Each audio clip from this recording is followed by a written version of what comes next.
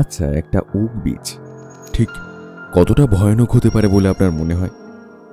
ইতিহাসের অলিতে গলিতে লুকিয়ে থাকে এমন কিছু রহস্য যা সবসময় খালি চোখে দেখা যায় না, তবু মাঝে মধ্যে সেসবের অস্তিত্ব এসে হঠাৎ ধাক্কা দেয় আমাদের অবচেতনে, বুঝিয়ে দেয় তার অতীতের এক রাশ যন্ত্রণার কথা। আপনারা হয়তো ভাবছেন এই যে পাগলের প্রলাপ, কিন্তু না, আমার মাথা ঠিকই আছে।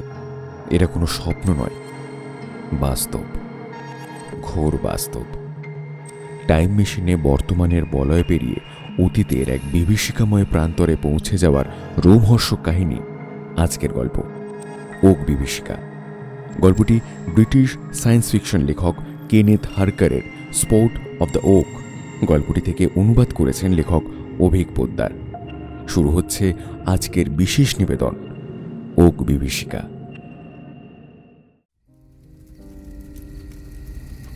বহু বছর সযত্নে রাখার পরে শেষমেশ আজ রাতেই ওক গাছের বীজটা পুড়িয়ে ফেললাম। ভাবলাম এর ফলে হয়তো সেই দুঃস্বপ্নের হাত থেকে চিরতরে মুক্তি পাব। বীজটাকে কয়লার আগুনের মধ্যে ফেলে দিতেই পটপট শব্দ হলো, আর তারপরেই সেটা জ্বলে উঠল। শেষটায় সেটা পুড়ে ছাই হয়ে এলো, আর আমিও স্বস্তির নিঃশ্বাস ফেললাম। এরপর বেশ কিছুদিন সেই দুঃস্বপ্নগুলো দেখিনি, কিন্তু কিছু সপ্তাহ আগেই তারা ফের দেখা দিতে শুরু করল। সেই পুরনো দুঃস্বপ্ন। সেই সময় কানে ভেসে আসে গাছের গায়ে করাত চালানোর শব্দ, আর আমি নিশ্চিত ওটা ওক গাছ। ভেঙে পড়ার সময় গাছটা চিৎকার করে ওঠে। এখনই বোধ হয় সেটা আমার শরীরের ওপর ভেঙে পড়ল। এই সময় আমার ঘুম ভেঙে যায়। অন্ধকারে ঘামে ভিজে ওঠে সারা শরীর। তারপর আর ঘুম আসে না। সেই ঘুম না আসা মুহূর্তগুলোতে শিক বসানো জানলার দিকে তাকিয়ে থাকে। মনে পড়ে লেসলি ডিয়েকেনের কথা। মনে পড়ে সেই কাহিনী যা সে বছর 20 আগে এই ঘরে বসেই লেসলি শুনিয়েছিল। সে ছিল হাসি খুশি বেপরোয়া কলেজ ছাত্র, আর সেই কিনা হয়ে উঠেছিল ভয়ের এক জীবন্ত প্রতিমূর্তি, কিংবা শেষ অবধি এর চেয়েও বোধ হয় খারাপ কিছু। একহারা চেহারা, মাথা ভর্তি বালি রঙা চুল, চটপটে স্বভাব, হাসি ঠাট্টায় ভরপুর, এই ছিল ডিয়েকেন, লেসলি ডিয়েকেন। বিশ্ববিদ্যালয়ে দুজনেই রসায়নের ছাত্র ছিলাম, যদিও বা সে কিনা গিয়ে পড়ল ভাষা বিভাগের সুন্দরী ওয়েন্ডি ট্রায়ানের চক্করে। এভাবেই সম্পর্কের কেমিস্ট্রি হয়ে উঠল তার প্রধান চর্চার বিষয়। ক্রমেই সে কিছুটা ব্রাত্য হল। তার দেখা পাওয়াটাই দায় হয়ে উঠল, তার পড়াশুনোও উঠল লাটে। মনে পড়ে সেই রাতেই মার্গ্রেভকে নৈশভোজে আমন্ত্রণ জানিয়েছিলাম, আর মার্গ্রেভ আসার পরপরই হন্তদন্ত হয়ে ডিয়েকেন ঘরে এসে ঢুকল। সারাটা সন্ধে ওয়েন্ডির সাথে কাটানোর স্ফূর্তি তার চোখে মুখে তখনও ফুটে উঠছিল। কলেজ গাউনটা একপাশে ঝুলিয়ে ফর্কটা হাতে নিয়ে সে আগুনের পাশে উবু হয়ে বসে নিজের জন্য একটা রুটি টোস্ট করতে শুরু করলো। এই লেস, একটু সরে বসো না, ঘরে এমনিতেই যথেষ্ট হাওয়া আসছে, তোমাকে আর আগুনটা উস্কাতে হবে না। কথাটা বলেই খুব ধীরে তাকে একটু পাশে ঠেলে দিলাম। এই কথায় সে আপত্তি তুলল। আরে থামো তো নরম্যান, যখনই ঘরে ঢুকি তখনই তুমি হাওয়ার জন্য ঠিক এমনটাই করো। হ্যাঁ, হয়তো কখনো কখনো করি, কিন্তু এই ঘরটা আসলে সম্পূর্ণ গুদাম একটা। যদিও তখন আমি ভাবছিলাম ইতিহাসের ছাত্র বদমেজাজি মার্গ্রেভের কথা। সেই রাতে কেন যে তাকে আমন্ত্রণ জানিয়েছিলাম তা এখন আর আমার মনে নেই। একসময় সে সেনাবাহিনীর কোনো পদে ছিল, যুদ্ধে পা খুইয়ে ফিরেছিল। তার সাজ পোশাক বেশ জাঁকজমকপূর্ণ, ফুলের তেলের গন্ধ তার খুব পছন্দ, ব্যাস। এর বেশি তার সম্বন্ধে আমার আর খুব কিছু জানা নেই। টোস্টে মাখন বুলিয়ে ডিয়েকেন টিপটের ঢাকনাটা খুলল। আহ, এই যে একেবারে মরুভূমি বলেই 2-1 ফোঁটা যা অবশিষ্ট ছিল সেইটুকু গলায় ঢেলে সে মেজাজটা চাঙ্গা করে নিল। এক মুখ হেসে বলল, আহ, দেখো নরম্যান, বেশি হাওয়া হাওয়া করে হাপিত্তেশ করে কোনো লাভ নেই। এইসব সেকেলে পুরনো বাড়ির সব একই ব্যবস্থা। হ্যাঁ, তুমি তো সে কথা বলবেই, তোমার আর কি, তোমাকে তো আর এই ঘরে রাত কাটাতে হয় না, তুমি তো ফুর্তি করো ওয়েন্ডির বাড়িতে। এরপর কথায় কথায় এগোলো। মুহূর্তে ডিয়েকেন বহু প্রাচীন বাড়ির নজির এনে হাজির করল। আর এই সুযোগেই গল্পের মোড় ঘোরাতে আমিও একটা প্রাচীন বাড়ির প্রসঙ্গ এনে হাজির করলাম। ওহ, এসব প্রাচীন জমিদার বাড়ির ইতিহাস অতই যদি তোমার জানা, তখন এই বাড়িটার ইতিহাসই শোনাও না বাবু। শুনবে? ঠিক আছে। চেয়ারে হেলান দিয়ে ডিয়েকেন মুখ টিপে একটু হাসল। বেশ, ওক গাছের কথাই ধরো। কি? ওক গাছ কোথায়? এখানে তো কোনো ওক গাছ নেই।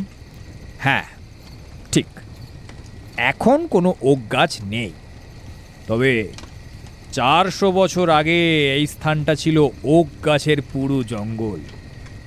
এই জানলার পাশে যেসব দৈত্যরূপী গাছ গজাতো, ওদের কথা তুমি কখনো নিশ্চয়ই শোনোনি। কথা চলার মাঝেই সে জ্যাম টোস্টটা মুখে পুড়ে দিয়েছিল। তা এই গায়েরই এক গাউড়া আর তার প্রিয়া সেই গাছের নিচে ঘুমতো। অজস্র ডালপালা ঘেরা ঠান্ডা ছায়া, তা বলতে পারো তোমাদের প্রেমের জন্য আদর্শ স্থান। তা তুমি কি জানো যে একসময় এই ঘরগুলো জমিদার বাড়িরই একখানা অংশ ছিল? ডিয়েকেন হাত তুলল, হাসির চোটে হাতলে রাখা টোস্টটা এক ঘুষিতে গুঁড়ো করে দিল। এই ঘটনায় আমি একটু চমকে উঠলাম, কিন্তু মারগ্রেভের মধ্যে কোনো রকম ভাবান্তর দেখলাম না। একজন আবোদা মাল বিদায় হলো। কথাটা বলেই ডিয়েকেন ছুরিটা দিয়ে হাতের তালুতে মাখা জ্যামটুকু চাঁচতে ব্যস্ত হল। এরপর সব শান্ত। সেই নিস্তব্ধতা আমিই ভাঙলাম। সেই মেয়েটির কি হলো? আর কি, একটা ভাঙা পা নিয়ে সে প্রাণে বেঁচে গেল। বাঁকা চোখে টোস্টের বাকি অংশটুকু ডিয়েকেন আগুনের মধ্যে ছুঁড়ে দিল। আমি বললাম, এর মধ্যে ঐতিহ্যের কি বা আছে? ঐতিহ্য, তাই তো? তুমি সেটুকুই জানতে চাও তো? দেখো ডিয়েকেন, তোমাকে কিন্তু আমি আজ থেকে চিনি না। হ্যাঁ, তুমি যা বলবে তার একটা অক্ষরও আমি মোটেও বিশ্বাস করি না। কেন কেন? ওই তো তোমার বন্ধু মারগ্রেভকেই না হয় জিজ্ঞাসা করে নাও, সে তো একজন খাঁটি ইতিহাসের ছাত্র। এইবার প্রথম মারগ্রেভ মুখ খুলল। এই সমস্ত বাজে কথা যদি শোনাতে চাও তো বলো, কিন্তু তা বলে এই সব জানতা ভাবটা দেখিও না ডিয়েকেন। সেই শুরু হলো দুজনের মধ্যে কথা কাটাকাটি, যা শেষ হলো মন কষাকষি দিয়ে। শেষমেশ খুব কষ্টে দুজনকেই মানালাম। মারগ্রেভ বলে গেল, আচ্ছা বেশ, শুভরাত্রি। এতটুকু বলেই মারগ্রেভ ঘর ছেড়ে বিদায় নিল। আর তখনই হঠাৎ দেখলাম দুটো দরজা হাট করে খুলে রেখেই সে বেরিয়ে গেল। ডিয়েকেন কি ওই বাইরের ওক কাঠের দরজাটা বন্ধ করে দিয়েছিল? এটা ভেবেই আমি একটু অবাক হলাম। প্রশ্ন করলাম, ব্যাপার কি ডিয়েকেন, বাইরের ওক কাঠের দরজাটা তুমি বন্ধ করেছিলে কেন? তাই নাকি? আমি বন্ধ করে দিয়েছিলাম? কি জানি, খেয়াল ছিল না হয়তো। তা তোমার এই ঠান্ডা হাওয়ার নেশা আমাকেও পেয়ে বসলো মনে হয়। এই যাকে শোনো, আমি শুতে গেলাম। হ্যাঁ। ডিয়েকেন চলে গেল, আর সেই সঙ্গে সেই ব্যাপারটাও এখানেই ধামাচাপা পড়ল। কিন্তু আমার ঘরের ওকের দরজাটা সে কেনই বা বন্ধ করল, এই প্রশ্নটা কিছুতেই মন থেকে দূরের করতে পারছিলাম না। যতদূর মনে হয় এই কাজটা সে এই প্রথমবার করল।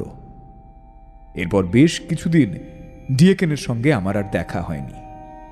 সপ্তাহ 2 পরে যখন ফের তার সঙ্গে দেখা হলো, তখন তার মুখ চোখের স্পষ্ট বিধ্বস্ত ভাবটা আমার মোটেই নজর এড়ালো না।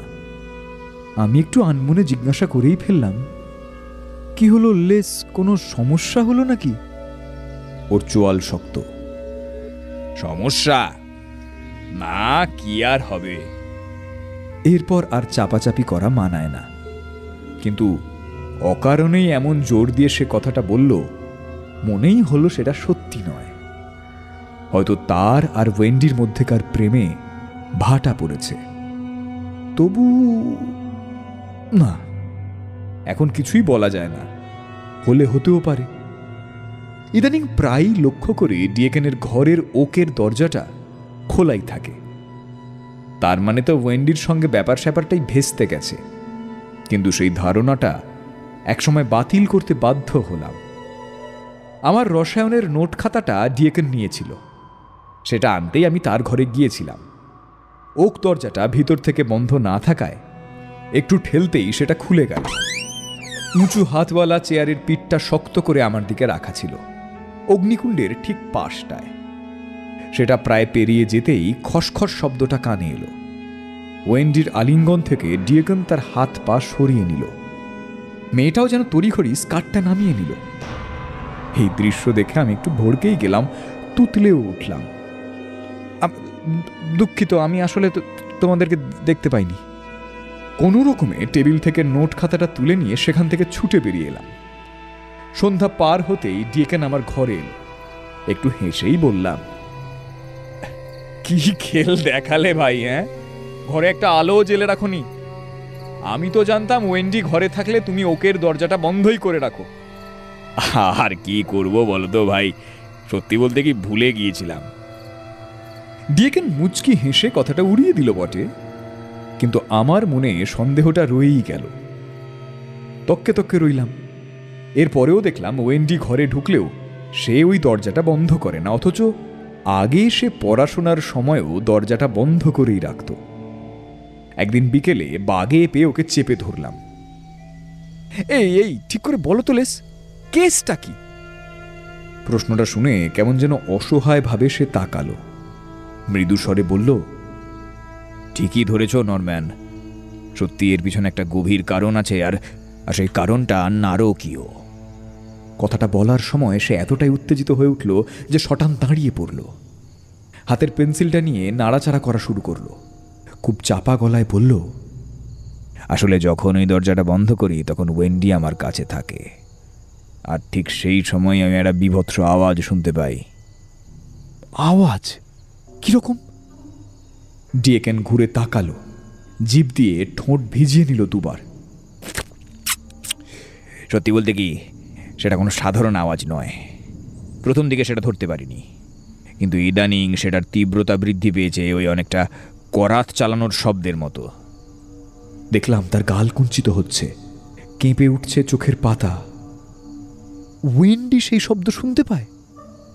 মনে হয় না, অন্তত শুনতে পেলেও এই ব্যাপারে আমাকে সে কখনো কিছু বলেনি। শব্দটা কখন হয়? যখন ওয়েন্ডি ঘরে থাকে আর ওকের দরজাটা বন্ধ থাকে, তখনই তো। আচ্ছা, সেদিন রাতে ওক গাছের গল্পটা বলার পর থেকেই কি তুমি শব্দটা শুনতে পাচ্ছ? তা সেরকমই তো মনে হয়, কিন্তু তুমি যদি ভাবো যে এইসবের পিছনে ওই মার্গ্রেভের হাত রয়েছে, আমি কিন্তু সেটা মোটেই সমর্থন করব না। আর এতে করারই বা কি আছে? বরং আমার মনে হয় একটা পুরনো ধসে যাওয়া ঘরেরই কোনো কারসাজি, কোনো ফাঁক ফোকর গলে সনসনে হাওয়া এসেই শব্দটা সৃষ্টি করে হয়তো।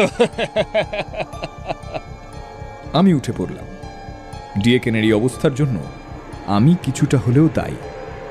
এই অবস্থা থেকে বেরোতে ওকে সাহায্য করতে আমি চাই, কিন্তু কি বা করতে পারি? আর এই বিষয়ে মার্গ্রেভকে কিছু বলা মানেই গাধার কাজ। স্থির করলাম এই বিষয়ে ওয়েন্ডির সঙ্গে কথা বলবো। পরদিন সকালে কফি শপে ওকে একা পেয়েও গেলাম। প্রথমেই সেদিনের আচমকা আগমনের জন্য ক্ষমা চাইলাম। তা শুনে সে তো হেসেই খুন। তার পিঙ্গল বর্ণের চোখে হাসির ঝিলিক ছটা খেলে গেল। উফ, ওই দরজাটা খোলা রেখে লেসলি তো সেই কাণ্ডটা ঘটালো। যা বলেছ। আচ্ছা, সে যে বলে দরজাটা বন্ধ করলেই নাকি কি এক শব্দ শুনতে পায়, সেই বিষয়টা কি গো? আমি সঠিক জানি না, জানো। এই কথাটা সে আমাকেও বলেছে, কিন্তু আমি কখনো সেরকম কিছুই শুনিনি। তার মুখের হাসি দপ করে নিভে গেল। কিন্তু লেসলি যে সেই শব্দটা শুনতে পায় তা আমি ভালো করেই জানি। তবে এর আগা মাথা আমি কিছুই বুঝি না। হয়তো এটা তার এক ধরনের পাগলামি, হয়তো কেন বলছি এসব পাগলামি, যত সব পাগলামি। ওয়েন্ডি চলে গেল তার স্প্যানিশ ক্লাসে, আর আমি বসে ভাবতে লাগলাম। ওয়েন্ডিকে আমি পছন্দ করি, কিন্তু এই নিয়ে তার আর ডিকেনের মধ্যে কোনো রকম ভুল বোঝাবুঝি সৃষ্টি হোক তা আমি চাই না। কিন্তু আমি কী বা করব? একসময় ওই ওক গাছ কাটার গল্পটা মনে পড়ে গেল।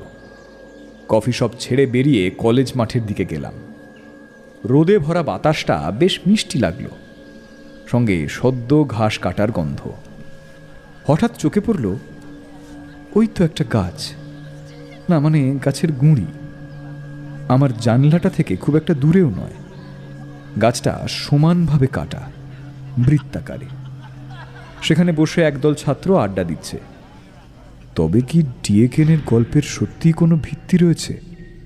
কি মনে হতেই লাইব্রেরি গিয়ে ঢুকলাম। খান কয়েক ছেঁড়া ফাটা বই খুঁজে বার করলাম। এই তো লেখাই আছে, এক সময় এই অঞ্চলে প্রচুর পরিমাণে ওক গাছ ছিল। একখানা পুরনো মানচিত্র ওক গাছের প্রতিলিপিতেই পূর্ণ। তার নিচেই ইংরেজি ভাষায় লেখা হুবহু ডিএকেনের সেই গল্পটা। জমিদার বাড়ির পাশেই ছিল একটা ওক গাছ। জমিদারের হুকুমে সেটা কাটা হলো। ছেলেটা মারা গেল, আর মেয়েটা পঙ্গু হয়ে বেঁচে রইল। এক্কেবারে হুবহু সেই গল্প, শুধু এর পরের বিবরণটুকু আমি আগে শুনিনি। ওডথর্প অর্থাৎ সেই জমিদার একবার পঙ্গু মেয়েটিকে তুলে এনে বিছানায় শুইয়ে দিলেন এবং 1 বছর পার হতে না হতেই তাকে বিয়েও করলেন। আরও একটা উল্লেখযোগ্য ঘটনা সেই বইয়ে লিপিবদ্ধ ছিল। কেটে ফেলা ওই ওক গাছটাকে চিড়ে তক্তা বানিয়ে সেটা দিয়ে এই জমিদার বাড়ির ঘরের বাইরের দরজাগুলো তৈরি করা হয়েছিল। এটুকু পড়েই ব্যাপারটার প্রতি কৌতূহল বাড়ল। আরও অনেকগুলো প্রাচীন বই খুলে বসে পড়লাম। ওডথর্পের বংশধরদের কোনো হদিশ মেলেনি। পাতা উল্টাতেই সেই স্থানীয় ভদ্রলোকের কিছু আঁকা চোখে পড়ল, আর তা দেখেই আমার শ্বাস বন্ধ হওয়ার উপক্রম হলো। জীর্ণ হলুদ পাতায় আঁকা যে তীক্ষ্ণ গভীর চোখগুলো এই দিকেই তাকিয়েছিল, সেটার উপর ঝুঁকে পড়লাম। এমনকি ছবির নিচে লেখা পরিচয়টুকু পড়ার আগেই ধরতে পারলাম যে ওটা ওডথর্পেরই ছবি, কারণ সেই মুখে মারগ্রেভের মুখটাই যেন কেটে বসানো। ছবি আর এই চিন্তার মধ্যে এতটাই ডুবেছিলাম যে লাইব্রেরির সহকারী এসে লাইব্রেরি বন্ধের সময় হয়েছে জানাতে আমি কিছুটা চমকে উঠলাম। হ্যাঁ, ও, এরপর আর সেখানে দাঁড়ায়নি। বাইরে বেরিয়ে এলাম। দাপুটে বাতাস উঠেছে। পাশে স্তূপ করে রাখা কাটা ঘাসগুলো হাওয়ার চোটে ইতস্তত উড়ছে। দেখলাম সবুজ মাঠের এক প্রান্তে বসে ওয়েন্ডি আর মারগ্রেভ গভীর আলোচনারত। এতে দোষের কিছু নেই, তবু আমার যেন কেমন একটু খারাপ লাগলো। হাওয়ায় ওয়েন্ডির চুল উড়ছে, আর মারগ্রেভের গাউনটা পাশ দিয়ে বাদুরের কালো ডানার মতো দুলছে। তাড়াতাড়ি গুড়িটার পাশ দিয়ে হেঁটে চলে গেলাম। অবশিষ্ট কাটা অংশের মাপ দেখেই বোঝা যায় গাছটার বেড় ছিল প্রায় 4 ফুটের মতো। জমিদার বাড়িতেই ফিরে গেলাম। দেখি ডিএকেন চিন্তিত মুখে অন্ধকার ঢাকা বারান্দায় পায়চারি করছে। উঁচু জানলা চুঁইয়ে আসা ম্লান আলোয় ওর মুখটা আরও হতাশাগ্রস্ত মনে হলো। জিজ্ঞাসা করলাম, লেস, কোনো অঘটন ঘটল নাকি? হ্যাঁ হ্যাঁ। তার হাতে একটা নোট খাতার ছেঁড়া পাতাটা থরথর করে কাঁপছিল। হ্যাঁ, ওয়েন্ডি এখন ঘরে নেই, তবু সেই শব্দটা আমি এখনো শুনতে পাচ্ছি। সে পিছন ফিরে তাকালো। ওই দরজাটা খোলা। আমি বললাম, গাছের গল্পটা তুমি সত্যি বানিয়ে বলেছিলে? সে অন্যমনস্কভাবে মাথা নামালো। তাহলে ওই শব্দটা সত্যি হয়ই বা কি করে? আর ওটা শোনা মাত্র তুমি পালিয়ে যাচ্ছ কেন? চেষ্টা করলাম লেসকে ওর ঘরে নিয়ে যেতে, কিন্তু সে কিছুতেই গেল না। না, আমি যাব না। ওর কথাটা দেওয়ালে ধাক্কা খেয়ে প্রতিধ্বনিত হলো। বারবার একটা কথাই বলে চলল লেস। ওক গাছের দরজাটা দিয়ে পড়তে বসলাম। করাত চলতে লাগলো, সামনে পিছনে ঘ্যাঁচ ঘুঁচ। আমার মাথা ঠিক রাখতে পারলাম না। সে মুঠো করা দলা পাকানো কাগজটার দিকে তাকালো। কোনো রকমে এইটুকু লিখেছি, কিন্তু তারপর থেকে শুরু হলো ওই ডালপালা কাটার শব্দ। সে কি শব্দ! এই পাগলামোটা কাটানোর জন্য তাকে আমি আমার ঘরে নিয়ে গেলাম। সে একটু শান্ত হলো। তাকে বললাম, ওয়েন্ডির সঙ্গে তোমার আবার কখন দেখা হবে? হ্যাঁ, এ রাতেই ওর আসার কথা আছে।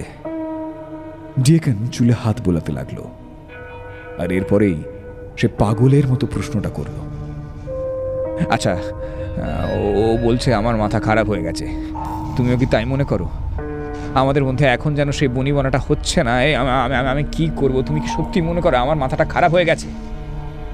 কি হলো, কথা বলছো না কেন? কিছু একটা বলো। লেস লেস লেস আমার কথা শোনো।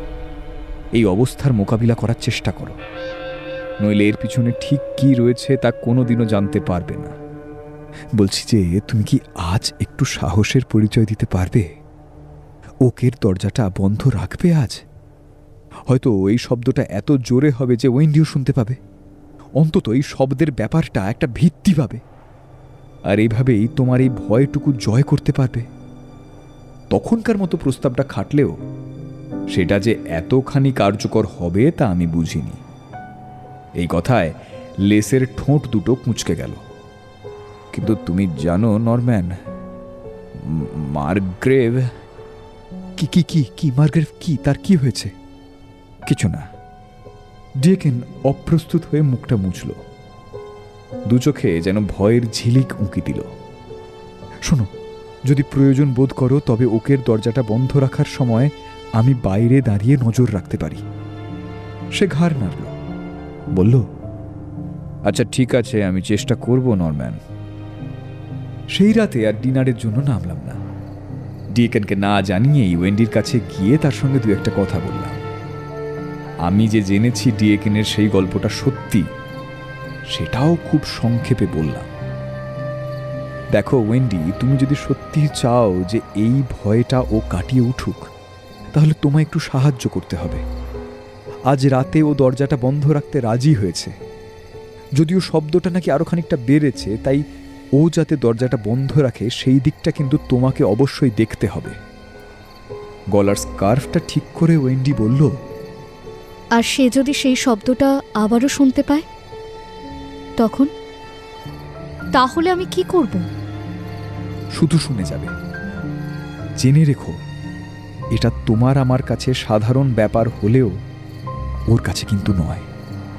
কিন্তু আমি যদি কিছুই শুনতে না পাই, মানে তখনও কি আমি শুধু শোনার ভানই করব, নাকি বলবো যে সেই শব্দ টব্দ কিছুই নেই?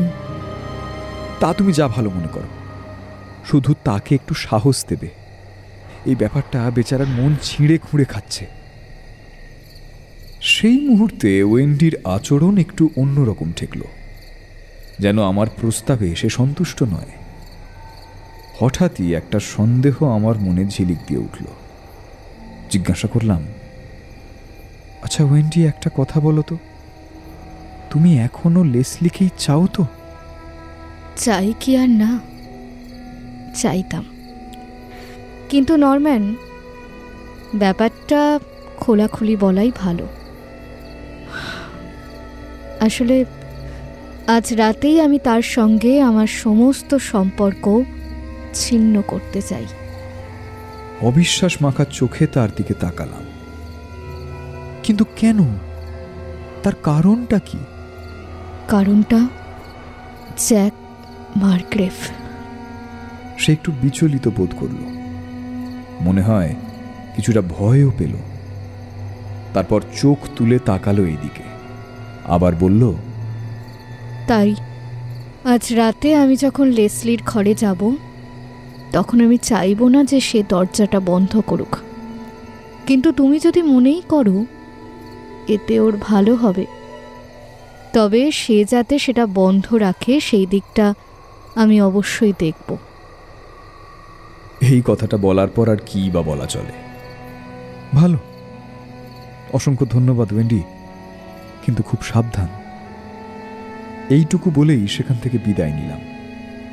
ওয়েন্ডি আর মার্গ্রেভ, এই সন্দেহটা মন থেকে বাতিল করার চেষ্টা করেও ফল হলো না। এ যেন কল্পনাতীত কোনো রূপকথা। মাথার উপর ভারী ও ধূসর মেঘের দল খেলা করছিল।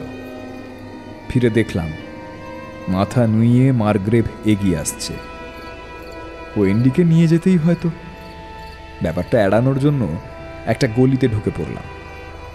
বারবার কত প্রশ্নই মনে ধাক্কা দিতে থাকলো। ব্যাপারটা কি ভালো হলো? মেঘে ঢাকা আকাশের মতোই আগত সংকটটাও চেপে বসলো আমার মাথার উপর। জমিদার বাড়ির পাথর ঘেরা বারান্দায় বাতাসের দীর্ঘশ্বাস পড়ছিল। দেখলাম বারান্দার ওপাশে ডিএকেনের ঘরের দুটো দরজাই সপাটে খোলা। আর এই সময় একটা গন্ধ আমার নাকে এলো। তক্ষুনি আমি সিঁড়িতে একজোড়া পায়ের শব্দ পেয়ে একটু চমকে উঠলাম। মুখ ঘুরিয়ে দেখি মার্গ্রেভ পিছনেই দাঁড়িয়ে রয়েছে। ডিএকেনের ঘর চুঁইয়ে যে মৃদু আলো আসছিল, তাতেই দেখলাম ওর মুখটা ফ্যাকাশে, চোখের কোণে কালি। আমি একটু সরে দাঁড়াতেই সে মৃদু হেসে নিঃশব্দে সিঁড়ি বেয়ে দোতলার ঘরে উঠে গেল। লাইব্রেরির সেই বইয়ে দেখা ছবির সঙ্গে ওর মুখের মিলটা চোখে পড়ার মতো। এটা মনে পড়তেই আমার গাটা একটু ছমছমিয়ে উঠল। সেই দরজাটা ভালোভাবে দেখার জন্য আমি সেদিকে এগিয়ে গেলাম।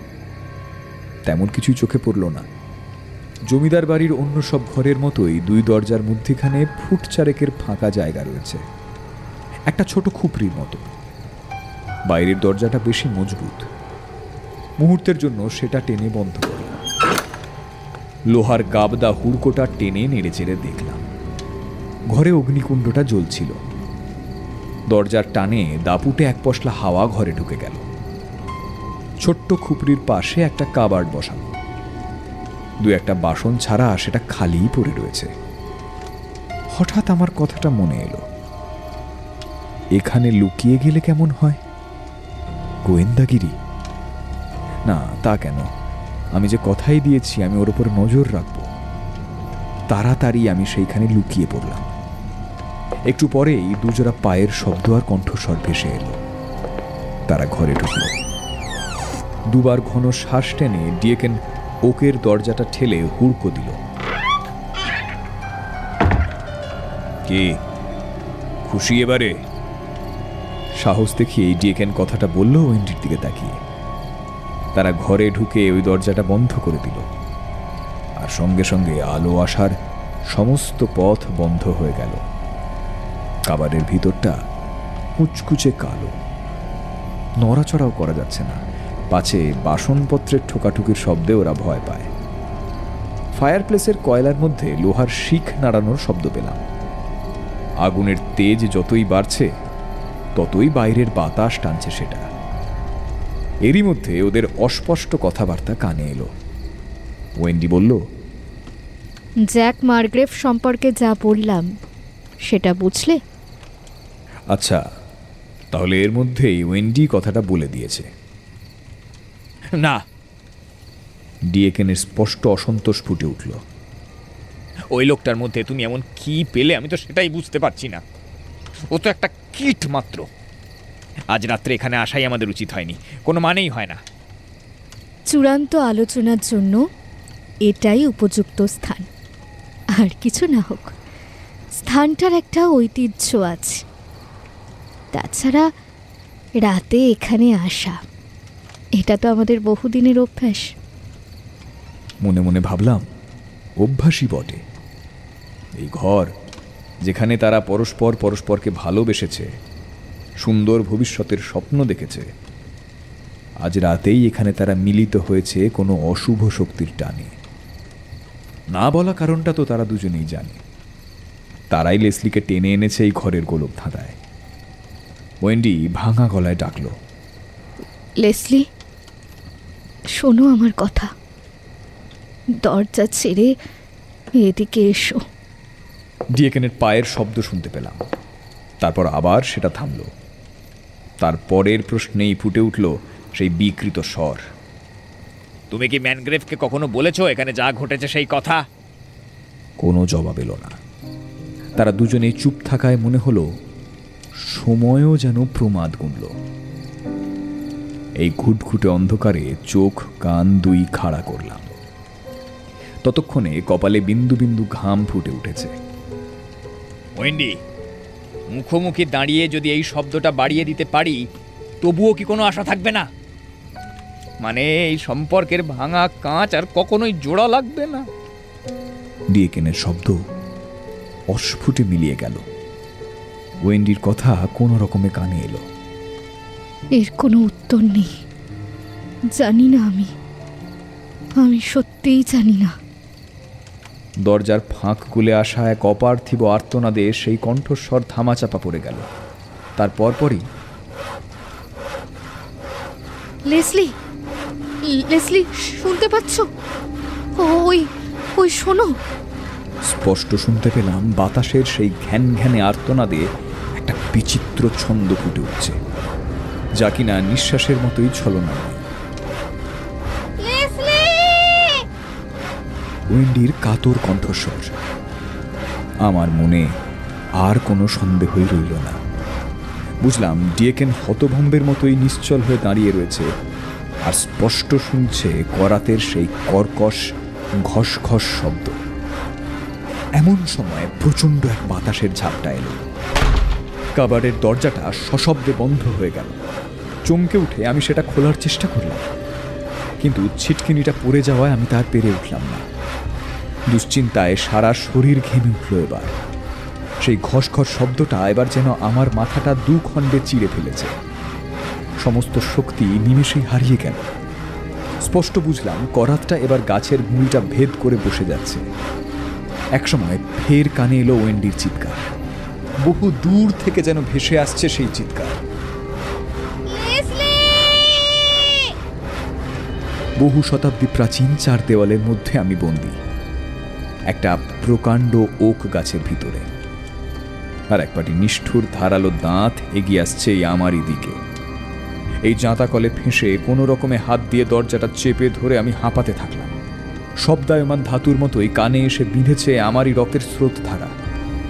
দরজার কাঠটা যন্ত্রণায় চিৎকার করে উঠল।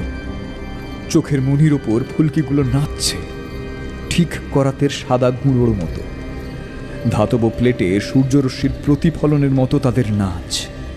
বেশ দূর থেকেই বাতাসে ভেসে এলো সেই মিষ্টি গন্ধটা, আর তার সাথে কানে এলো ঘুষির শব্দ, দূরের চিৎকার। তখন আমি সম্পূর্ণ বিহ্বল, তবু মনে হলো সেটা মার্গ্রেভের কণ্ঠস্বর। পাগলের মতোই দিক বিদিক জ্ঞান হারিয়ে লাফ দিলাম। একসময় কাবাডের ছিটকিনিটা ভেঙে মেঝের ওপর পড়ে গেল। আমি বেরিয়ে এলাম সেই ছোট্ট খুপড়ি ছেড়ে অন্ধকার ঘুপচি স্থানে। সঙ্গে সঙ্গেই ঝড়ের সেই আর্তনাদ রূপান্তরিত হলো গাছ কাটার শব্দে। সবকিছু যেন ভেঙে চুরমার করা হচ্ছে। সেই সময় ওকের দরজাটা সশব্দে দেওয়ালে আছড়ে পড়ল। কাঁধে একটা ভয়ঙ্কর আঘাত পেলাম, আর ঘুরে দাঁড়াতেই মার্গ্রেভের মুখোমুখি হলাম। বারান্দার অস্পষ্ট আলো ছায়ায় দেখলাম কালো রেখার মতো টলতে টলতে সে এদিকেই আসছে। কাঁধে আমার ভীষণ যন্ত্রণা, কিছুই ভালো বুঝতে পারছি না। তবু সতর্কভাবে শোনার চেষ্টা করছিলাম ওয়েন্ডির কণ্ঠস্বর। সেই চিৎকারটা ডিয়েকেনের ঘর থেকে আসছে না, আসছে 400 বছরের সময়ের সমুদ্রের ওপার থেকে। মার্গ্রেভের সাহায্যে ভিতরের সেই দরজাটাও নিমেষে খুলে ফেললাম। মুহূর্তের জন্য অতীতের সেই ছায়াঘরটা ঘিরে ধরল। কিছুই চিনতে পারলাম না। সদ্য কাটা করাতের গুঁড়ো, ডালপালা আর ঘামের গন্ধে আমার মাথাটা ঘন ঘন চক্কর দিয়ে উঠল। আর বাতাসের দাপট কমে আসার সঙ্গে সঙ্গে সেটাও বদলে গেল। দেখলাম বইয়ের তাকে ঠেস দিয়ে দাঁড়িয়ে ওয়েন্ডি কাঁদছে।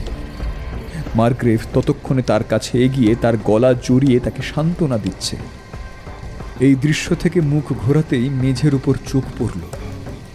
সন্ধ্যার আবছা আলোয় স্পষ্ট দেখলাম রক্তস্রোতের উপর ভাসছে লেসলি ডিয়েকেনের বিচূর্ণিত দেহ।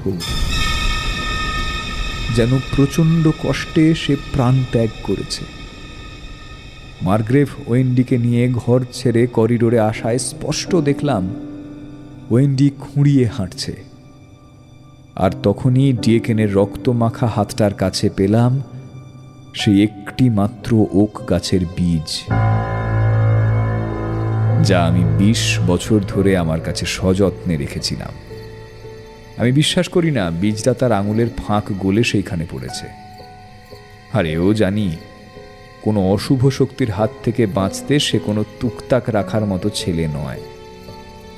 তবু অতীতের কথা ভাবলেই মনে পড়ে সেদিন আমি স্পষ্ট শুনেছিলাম মার্গ্রেভ ওয়েন্ডিকে ডেকেছিল, কিন্তু সেই কথা সে অস্বীকার করল। তারপর থেকে দুজনের কাউকেই আমি আর কোনোদিন দেখিনি। শুনেছিলাম ডিয়েকেনের মৃত্যুর 6 মাস পরেই তাদের বিয়ে হয়েছিল। সেদিনের দুর্ঘটনায় ওয়েন্ডির তেমন কোনো ক্ষতি হয়নি, তবে যতদূর জানি সে এখনো খানিক খুঁড়িয়েই হাঁটে। ওই রাতে সেই ঘরের মধ্যে কি হয়েছিল তা কেউ জানে না। ওয়েন্ডির কথাও সময়ের সঙ্গে সঙ্গে ভুলেই গেছে সবাই। এরপর নিজেকে বোঝানোর চেষ্টা করি আমার তো কোনো দোষই ছিল না, কিন্তু মনে হয় সেই অপরাধ বোধেই সেই দুঃস্বপ্নটা আবারও ফিরে আসছে। রসায়ন শাস্ত্রের অধ্যাপক হয়েই আমি এখানে ফিরে এসেছি, আর ভাগ্যের কি নিষ্ঠুর পরিহাস, ডিএকেনের সেই ঘরটাই বরাদ্দ হয়েছে আমার জন্য, আর ঘরটা এখনো সেই একই রকম অবস্থাতেই পড়ে আছে। সেই বীজটাকে সঙ্গে রাখার আর কোনো মানেই হয় না। ওটা পুড়িয়ে নষ্ট করে দিলে হয়তো আমি দুঃস্বপ্নের হাত থেকে মুক্তির একটা সুযোগ পেতে পারি, তবে সেই বিষয়ে আমি খুব একটা নিশ্চিত নই। আগুনের লেলিহান শিখা বীজটা গিলে নিচ্ছে। বাইরের দরজার হুড়কোটা এঁটে বসেই এই কাহিনী লিখছি, তবু মনে হচ্ছে করাত টানার মৃদু ফিসফাস শুনতে পাচ্ছি যেন।